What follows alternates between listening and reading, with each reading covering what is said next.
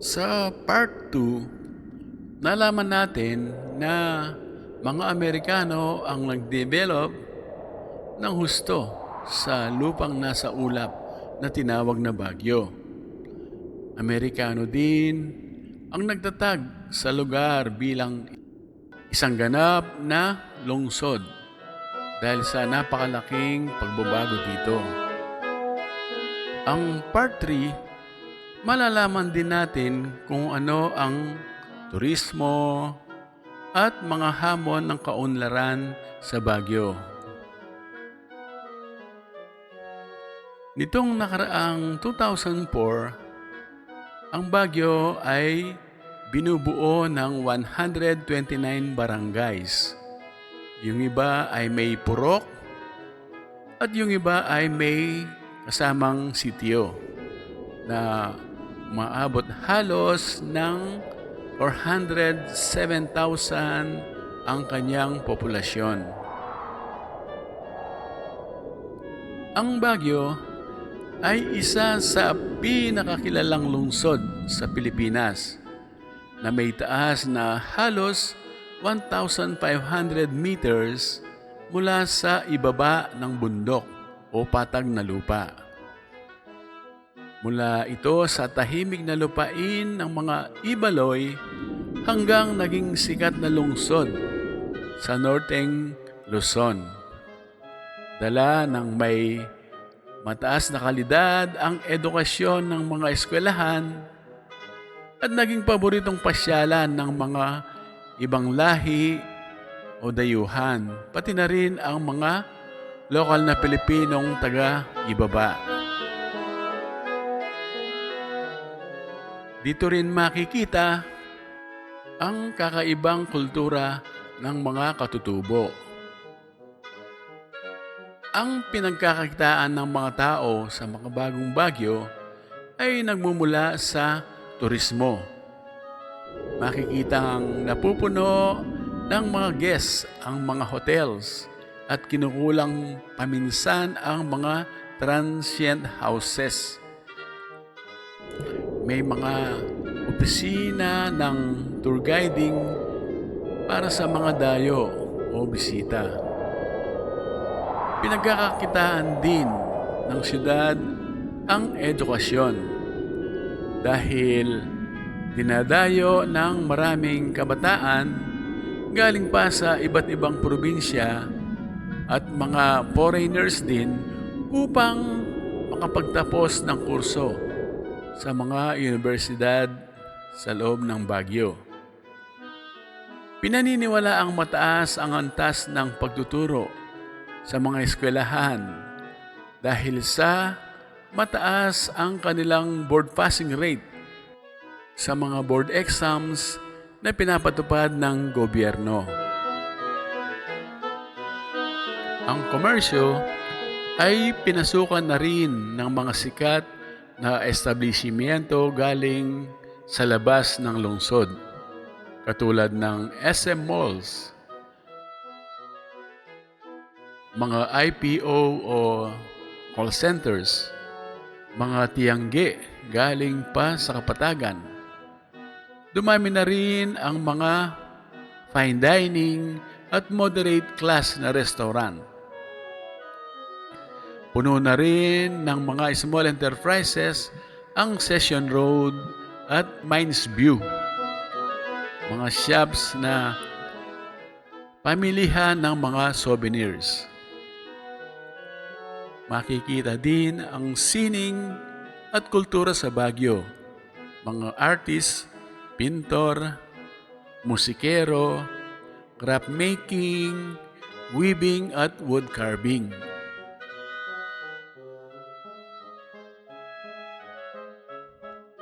Ang mga ani ng agrikultura sa paligid ng syudad ay mabilis din mabenta dahil walang tigil ang pamamakyaw ng mga biyahero na dinadala sa iba't ibang palengke sa ibaba ng Baguio.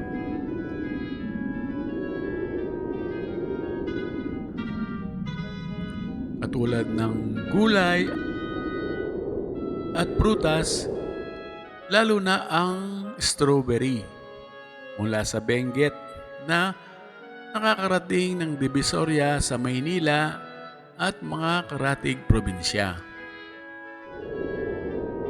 Ano ba ang mga pasyalang ipinagmamalaki ng Baguio? Ang mga dayo o baguhan o bakasyonista sa Baguio ay tiyak na kasama sa kanilang itinerary ang pagbisita sa mga sikat na tourist spot sa siyudad. Kung iikot ka sa lungsod, hindi maubos ang isang araw mo ay makikita mo na lahat ang mga tanawing pinag-uusapan sa ibaba, katulad ng Burnham Park. Ito ay nasa sentro ng lungsod, may boating, may bike, at maluwag na parke. Ang Mines View. Dito tanaw ang kabundukan at dating minahan noong panahon ng Amerikano. Ang sikat na The Mansion, ito ay ang opisyal na tirahan ng Pangulo kapag ito ay pumupunta ng Baguio o nagbabakasyon. Ang Wright Park, dito makikita ang maraming kabayo. May mga horseback riding na may kasamang alalay o tourist guide para iikot ang buong parke. Andyan din ang Camp John Hay, dating kampo ng Amerikano. Ngayon ay resort area o golf course na laro ng mga may kaya sa buhay. Nandyan din ang Baguio Cathedral,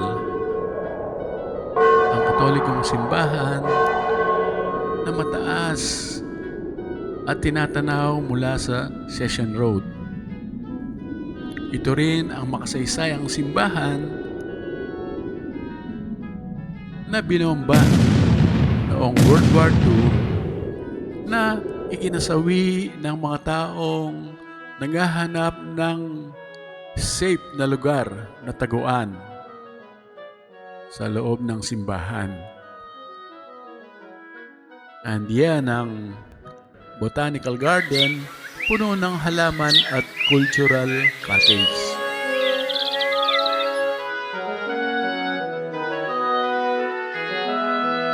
Ang Tamawan Village,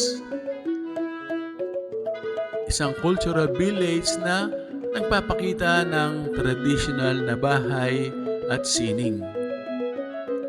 Ang sikat na Session Road, sentro ng negosyo, kainan, cafe, meron ding night market sa Harrison Road.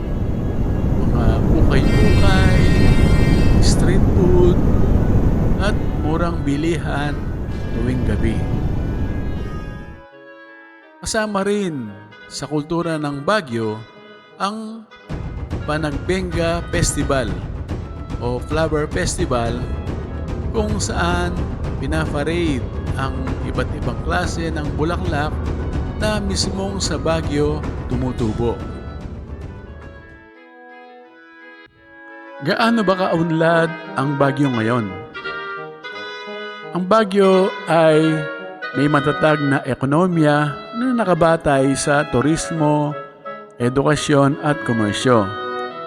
Siya ang pinakamayamang lungsod sa labas ng Maynila ayon sa Philippine Statistics Authority. Sa aking pananaw at obserbasyon naman, bagamat maganda pa rin ang Baguio, ngunit nabawasan na rin ang kanyang kaakit-akit na tanawin dala sa sobrang kapal ng mga tindahan nakaharang sa mga viewing areas. Tanging lamig ng klima na lang ang nagdadala sa isipan ng tao para ito ay piliing pasyalan. Dito nagtatapos ang aking kwento tungkol sa Baguio. Huwag kalimutang mag-like, mag-share at mag-subscribe sa Timeless Pilipinas Channel. Sana ay meron kayong natutunan kahit kaunti. Have a nice day!